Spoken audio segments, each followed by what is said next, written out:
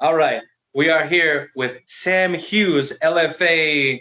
I want to say flyweight, but I guess you're bouncing between two divisions right now, wherever the opportunity hits.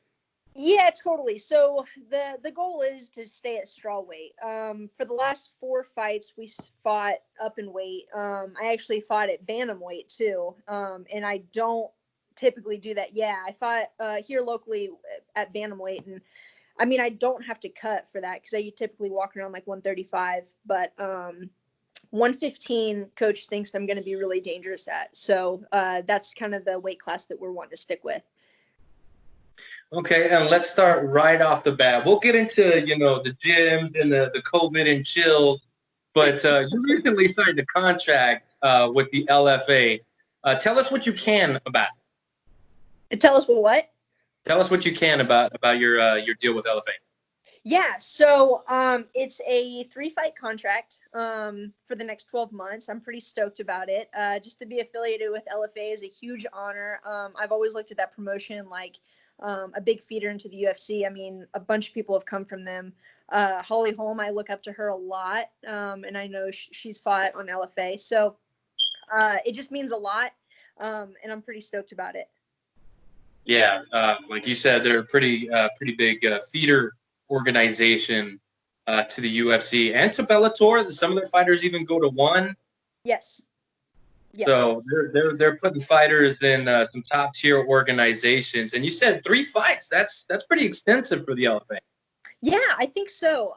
So I think they have a lot of faith in me. I think we came out in California and we had a really good performance. And so I'm looking for that next one to show even more what I can do. Hopefully, I think what the plan is that we're going to get matched at strawweight. And so I know it's going to be a totally different thing. I'm going to have a lot of different looks, show a lot of different things that I'm able to do, and have a lot of tools and tricks that I can show. And I'm so stoked about it. Okay, so if the fights don't come at strawweight, would you take fights at flyweight just to stay busy, or? Yeah, I would. I think if coach agreed to it, then yeah, we'll fight anybody. But I trust coach 100%, and I think he knows what's best. And so yeah, if he said we're gonna fight at flyweight, then sure, I'll do it. But I think the goal is that he wants to go down. So. Okay, and do you think there'd be any trouble making the weight? No trouble at all. Damn. Okay, yeah. Not even like no. No, I'm super disciplined, and I think we've done the weight cut a lot, so I'm pretty comfortable with it. Damn. Okay. Cool. Yeah. Now let's talk about your last fight. Okay, that is the first time I've seen you compete. It was over at LFA. Help me out with the number here. I think it was 81. That's what it was. 81. Yep. And it was in January against Lisa Malden. Malden, yep. Okay, first of all, she's the only one to go to the distance with you. Yeah. Okay, so that I got to give her credit because she's super tough. But you beat the brakes off her. I mean, you beat the living shit out of this girl. I appreciate that. Yeah, that was the plan. Obviously, I mean, I think I had a few flaws in the fight. I obviously wanted to end it in the second or third, but Lisa, she's tough. She's tough shit. And I mean, I give her all the credit too, because I knew she was going to be a tough competitor. She comes from a great gym, a great coach. So all respect there. But yeah, I was wanting to show off a little bit of my striking. Had a couple takedowns in there. So it was fun. It was a very in your face type of fight. Like I said, it made me an instant fan because you were just walking her down like Terminator. Yeah. And that was pretty much the goal. Going into the fight, I knew I was the underdog. I've heard, I was kind of watching a little bit on Twitter, a lot on Instagram and stuff. And just what people have said, they were thinking that Lisa was going to walk right through me.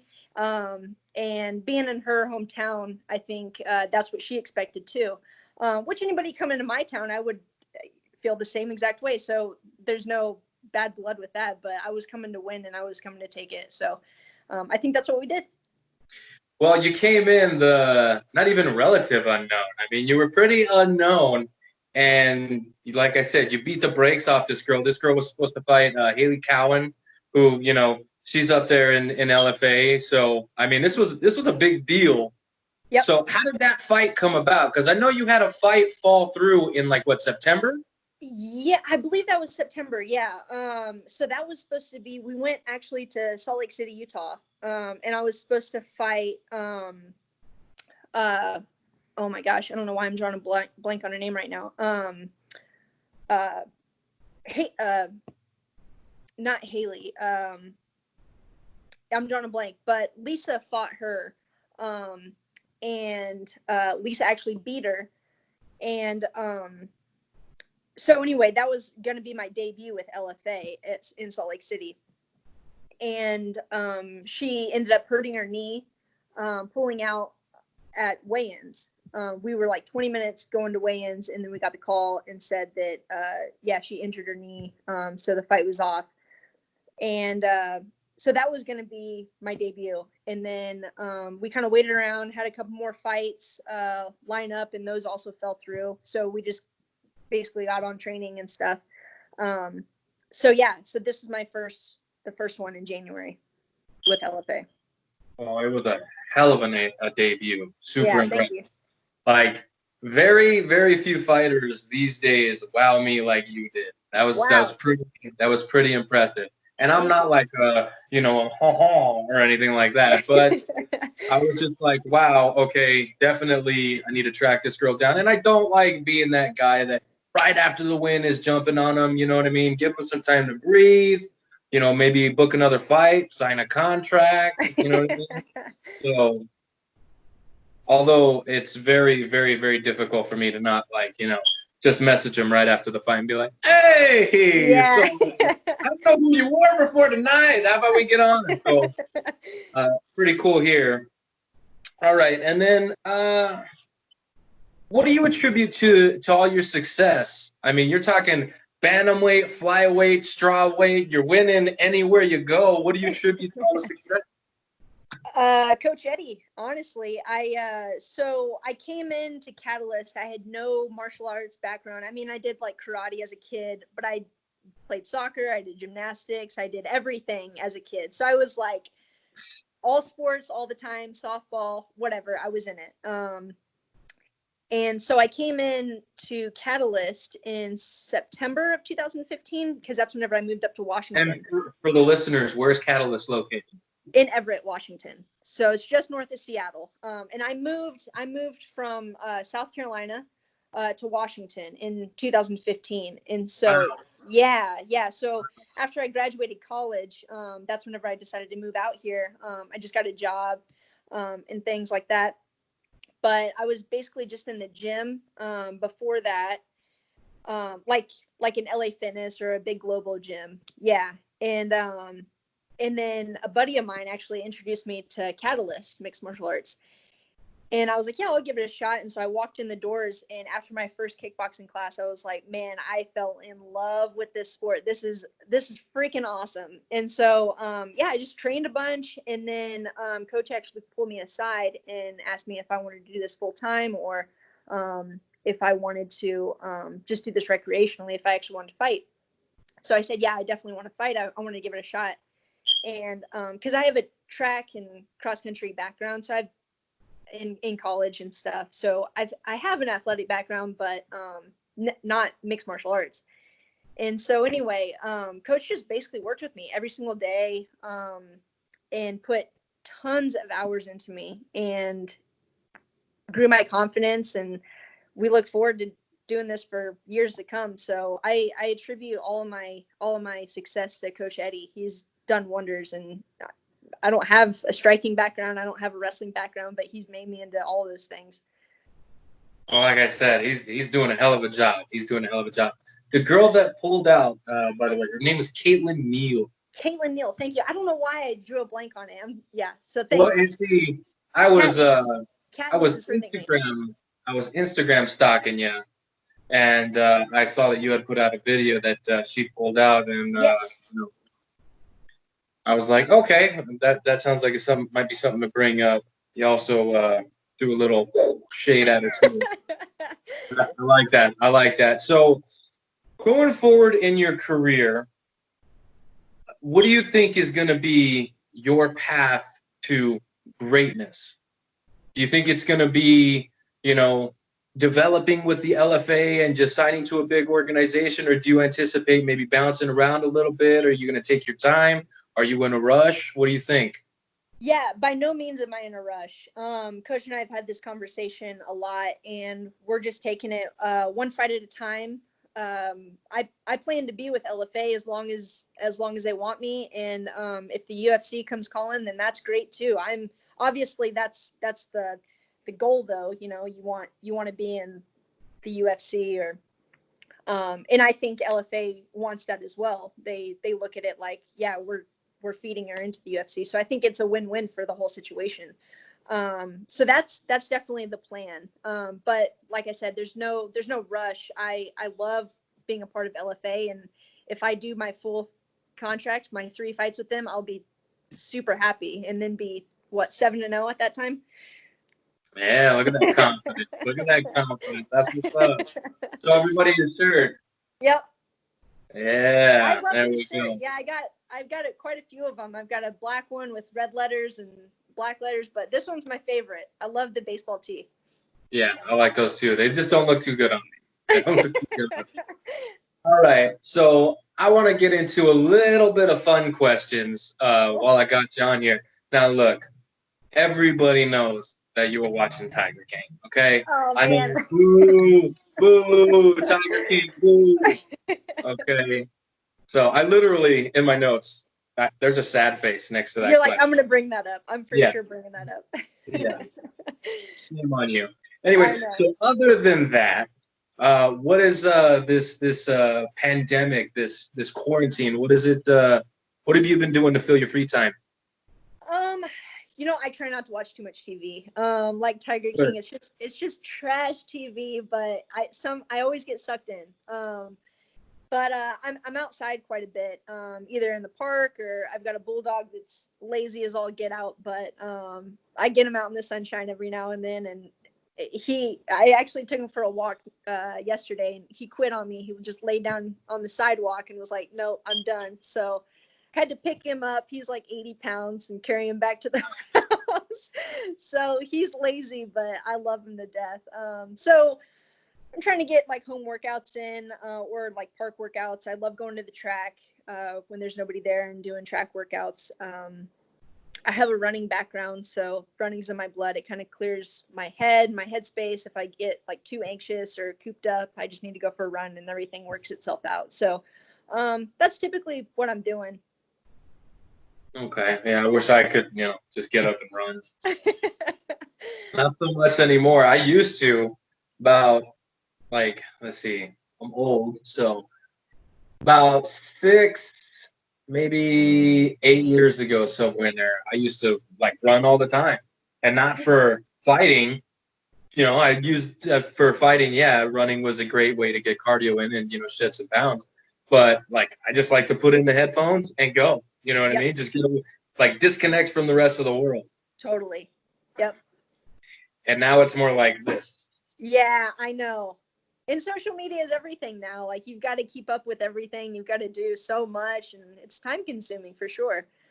Time consuming, but especially in a time like this where I feel that, double tapping on a picture or sharing something is going to help, that fighter, that gym, that organization, especially because there's not a whole lot going on as Yeah. far as MMA is concerned. So I do spend actually a lot more time now while we're on quarantine, since I can't really like go out and, do stuff.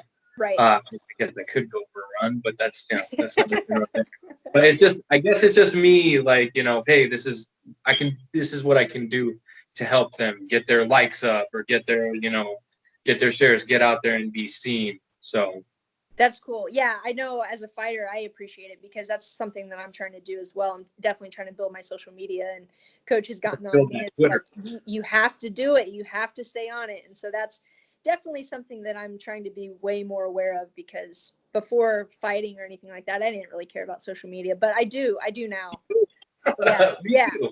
Yeah. I didn't give a shit about any of it until I Yeah. started getting it. Right? But you do have a Twitter account. I do. I made one. I am not as active as I should be, and Not active at all. I know. I'm trying to be better. I'm trying to be better. Okay, well, good. Okay, so I wasn't sure because I'm like, okay, it's Sam Hughes MMA. Yep. Sam Hughes MMA. But this one is, I don't know about that. That seems kind of fishy. I'm sleeping on it. I know. No, it is me. It is me. I did make it. I just am not tweeting. But that is a goal of mine to be. And she watched Tiger King. She could have been tweeting the whole time. Well, that's probably good. True. I would have found out about that sooner. I would have been more upset about that sooner. So you didn't. But so definitely, for all my listeners and viewers, go give her a follow. It's at Sam Hughes MMA on Instagram and Twitter, and then on Facebook. Are you on Facebook? Yes.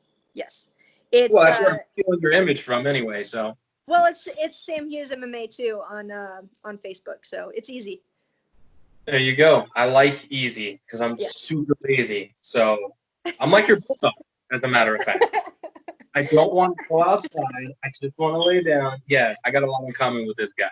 Perfect. And I'm sure he's a big fan of you too. So me and this guy can relate. He Okay. is. So aside from MMA, right? Because I'm sure you're dying to get back in the cage, Yes. to get back to competing, to get back to just, regular life. What other sport are you looking forward to coming back? Oh gosh, I am a huge college football fan. So I love college football. I guess we missed March Madness. I usually make brackets and stuff like that with my brother and my dad. But we obviously didn't this year. So those are the two big ones. And the Olympics, obviously, the track kind of got a little messed up with nationals and things like that in qualifying. So that sucks. But those are basically the three that I keep up with. Okay. I didn't really picture you. So no hockey. No, I like the fights in hockey, but that's like even growing up. That's all anybody cares about in hockey. Yeah, my dad was a big hockey fan. My brother is too, and I think the Blackhawks. He likes them. Chicago, is that right? Yeah, I don't know, but I was hope. I watched the fights. I watched the fights in hockey. Yeah. There you go. Yeah. I think the LA Kings, they're a team. I think the Red Wings, I think that's a team. I know here we're the Coyotes and the Roadrunners here in Arizona.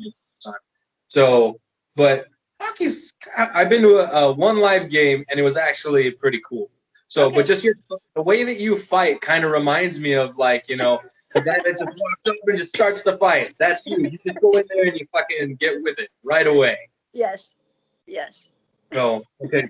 Well, get on hockey. Get on hockey. I can maybe. First, I gotta get on Twitter, and then I can get behind hockey. So priorities. Twitter, hockey, no more Tiger King. No more Tiger King. I'm done with it. Wait, you finished the whole series? Oh yeah, I binged it. It was done. Okay, next question. Strawweight. Yes. Okay. If you follow LFA, Strawweight is pretty badass. Yes. Okay. Strawweight is pretty badass. I got a couple fighters that I'm in constant contact with in that division. If you could pick your opponent to when everything returns, who is your opponent? Oh, this is a good question. I would actually like to fight Demopoulos. Yeah, that would be a fun fight. Yeah, buddy. Yeah, that would be pretty cool. That would be. Well, she was. We were on the same fight card in California, so I got to see her in person. Ran into her in the bathroom, chatted with her a bit. Yeah, she's really cool. But I would love that fight. That'd be awesome. I would love that fight too. She's tough. She really proved it in her last fight with. I can't remember the girl's name. Yeah, I can't remember her name either. But it was a good showing. Yeah, she had a really good fight. So a lot of people didn't think that she got it. Did you catch at least the highlights? Do you have an opinion? Well, I actually watched the last 2 rounds. We were warming up for the first round, and then I watched the last 2 rounds. Yeah, and I thought it was close, but yeah, I definitely thought she won. Okay. So, because that's who I want. That's who I want to see you fight. Okay, okay. That's who I want to see you fight. I want to see you fight Demopolis. Not only because she's a good fighter, but she's cool. And I think the build up to the fight would be either way you guys wanted to play it. You guys could trash talk or you guys could be respectful. And I think either way it's gonna be fun to see it all happen. And then the fight itself, she really proved that like how tough she is in her last fight. And if you can keep up that same pace at strawweight, yeah. Well, actually, it's funny that you say that because I think I'm stronger, I'm faster, I'm obviously lighter. I'm a whole different beast at strawweight. So, yeah, to drop that extra 10 pounds, I would be very dangerous. So that would be an awesome fight. you're telling me you're better when you lose more weight? I am. I feel like I'm at my peak at 115. I'm in the best shape of my life at 115. You know, the last time I weighed 115 pounds was, I think, like my freshman or sophomore year. So now you can take my leg, and that's 115 pounds. There you go. But that's, I mean, shit. If you can make the weight, I'm all for it. I'm all for it. And if you want to fight a little badass like Demopolis, I'm definitely all for that. Yeah. So that would be a really fun fight. See, before I knew that you wanted to fight at strawweight, and that was your weight class preferred, I was just like, Demopolis is going to need somebody. Yeah. She's going to need somebody because whether or not you disagree with the win, she got the win. She's starting to pull away from the rest of the pack. She's going to need somebody to challenge her. Yes. That's where you step in. That's where I step in. That's a fun fight. That's a very fun fight. For sure. And, you know, we're on the same page there. We both want that. Yep. So you need to call somebody. Oh, I'm sure they've already been looking and talking about that. All right. So you already talked about what got you in MMA. You just went to the gym and you fell in love with it. Was it, mixing things up, the one-on-one? Was it getting hit in the face and being like, holy shit, like that's it? That's all it is? Like, what was it that got you?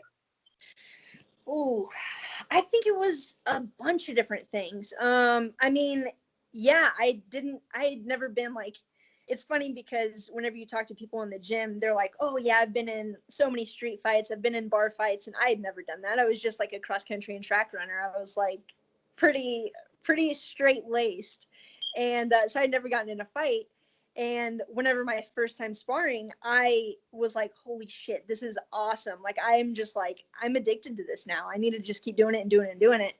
And then shortly after, I was training a bunch. Barb Honchak actually came in the gym, and she came back, and yeah, she was going to go on the Ultimate Fighter. And so she started training in our gym. And that's when I really like changed my whole training regimen. And it was like, I got thrown in the fire. And whenever I got thrown in the fire with her, I totally thrived. And I loved every minute of it because, I mean, she was the world champ of Invicta for years. And she was number one for a very long time. Very, very long time. And she's talented. She is so talented, and her work ethic is unbelievable. And so to be matched with that every single day and have that as a training partner, it like just fueled my fire even more. And I was just loving it. So I think there was like a multitude of different things that happened at the gym. I mean, besides Coach Eddie and the whole family at the gym, I mean, every single time you walk into that gym, it's just like you're surrounded by people that you love, and you're just like, man, this is like home. It's like stepping in a home. So I can't pinpoint just one thing, but there was so many different things where I was just like, man, this is perfect. Yeah, because I think I remember hearing a story. I think it was Johnny Hendricks. He got knocked out, and he was just like, he woke up and he's like, that's the worst that could happen? You know what I mean? I'm all right. Yeah. Exactly. I don't know. I fought twice as an amateur, and I want to talk to you about nerves, okay? Because in the first fight, I had no idea what to expect. Disclaimer: I didn't train. I just got in really good shape. I got in really good shape. I didn't spar. I never put on gloves. I never did nothing. I just got in really good shape, and I got in there. I actually just posted a picture of my second opponent and me at our face-off. This is how, like, I got out. I was taking my pictures in my boxers. Like, I don't know what the fuck I was doing. Okay, so literally, like, the whole time I was quote unquote competing as an amateur, I had no idea what the fuck I was doing.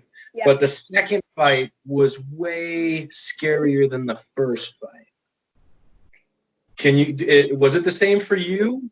Yeah, well, I've always had the nerves.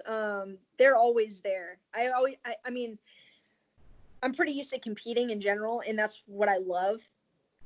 And so, like, every time I went into a race in college, I had nerves. I felt like I was either going to throw up or shit. I mean, my nerves are like crazy, but I never show it on the outside. And I think every single time I've fought, they've gotten like progressively worse. So actually, GSP just had a really cool interview the other day that said, I forget who was interviewing him, but he said every single time he stepped in the cage, he hated it. He hated fighting, but he loved like the outcome, obviously, and loved doing it. He just hated the nerves of it. So I can kind of relate to that a little bit. The nerves, but I love the nerves because it makes me feel alive. It makes me feel like I'm actually living and you're doing something that you're like super passionate about. So I think they just keep getting worse, but I feel like it makes you can tell that you actually are doing something that you love whenever, like, because the nerves equal how much you care about something. I don't know. That's kind of how I feel. So I don't think they will ever go away. And I think if they do, then that's when, you should probably stop fighting because you don't really care about it anymore. So. Yeah. I mean, see, for me, I didn't know what to expect, right, in the first fight. And I'm also blind without these. So, and you can't wear these in a fight, right? And you didn't wear contacts? Nah. Oh, man. Nah. So literally, I couldn't even see anything that was happening. Oh, and no. I know there was an exchange. The dude threw a head kick, and I blocked it. And I was like, yeah, that's cool. You threw a Superman punch, and I don't know what the fuck that was. And boom, boxed me right in the nose. And then, like, shortly after that, the fight was over, right? And I'm like, okay, I want to do it again. And this time, I'm going to actually train. I didn't. And then, so I just got with my buddy. He was a really good wrestler, okay? He was a really good wrestler in, like, middle school. And I called him up, and I was just like, hey, you know how to wrestle? So I get in there, and it's this stud of a fucking kid. He fought for World Series of Fighting. He fought all over the place. So shout out to Joe Madrid. He was a killer back then. Okay. And they announce it, and I'm like, okay, fight's on. And then when he hits me, I'm like, this motherfucker he really hit me. Like, I wasn't expecting that. I got in a cage fight and didn't expect a guy to hit me. Oh my God. Yeah. Yeah, you want to talk about watching it and competing is two different things. Two completely different things. And that's what I think is so interesting, that all these people that don't fight, that like talk shit about Donald Cerrone or like anything else. It's like, man, they're harsh to judge, but they have no idea what it's actually like to be in the cage. It's no idea. So, but that's okay. Everybody's got an opinion. That's very true. Yeah. And I've been kind of tossing it around a little bit if I can get my fat ass to not be so fat about it. Because I promised myself 3 fights. I mean, come on, what the fuck? Okay. So I'm thinking about it. I'm really hard. As you drink your beer.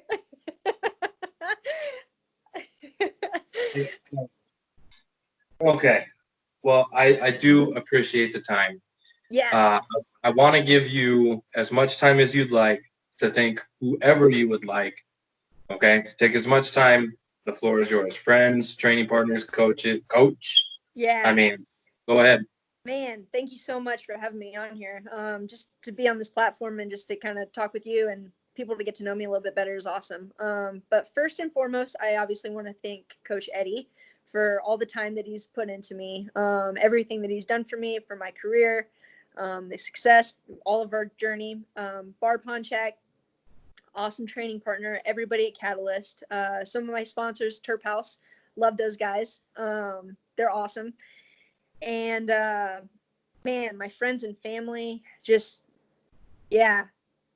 Emily Ducote, she trains out in American Top Team. She's one of my training partners, so got to thank her for all the sparring sessions that we've gotten together. They've been awesome. But I think that's about it. Man, Barb Hanshaw, Emily, damn. Yeah, man, I'm surrounded by successful people. Yeah, Emily's a little badass too. She's badass. Emily is tough. I think she got robbed of that Strawweight championship in Invicta.